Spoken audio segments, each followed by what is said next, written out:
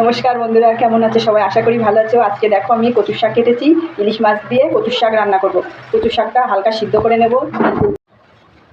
ইলিশ মাছের মাথাটা আমি ভেজে নেব। এই যে কচুর শাকটা হালকা সিদ্ধ করে নিয়েছি।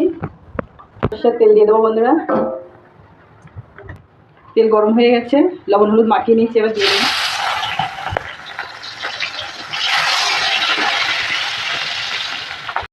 ভাজা হয়ে গেছে, এবার আমি তুলে নেব। তেলে আমি শুকনো লঙ্কা দিয়ে দেবো, তেজপাতা দিয়ে দেবো, রসুন কুচি দিয়ে দেবো, কাঁচা লঙ্কা দিয়ে দেবো, পেঁয়াজ কুচি দিয়ে দেবো।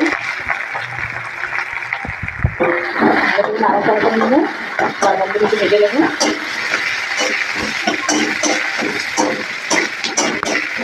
লাল করে ভেজে নিয়েছি, এতে লবণ দিয়ে দেবো, পরিমাণে একটু হলুদ দিয়ে দেবো, শাকটা দিয়ে দেবো।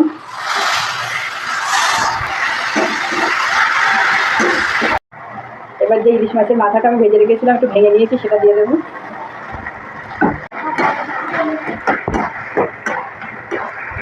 আমার কচুর শাকটা রান্না হয়ে গেছে বন্ধুরা, এবার আমি নামিয়ে নেব।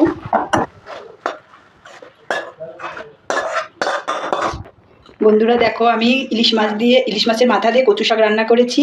কেমন হয়েছে বন্ধুরা? যদি ভিডিওটি ভালো লাগে তাহলে শেয়ার করবে, সাবস্ক্রাইব করবে, আর কেমন হয়েছে জানাবে।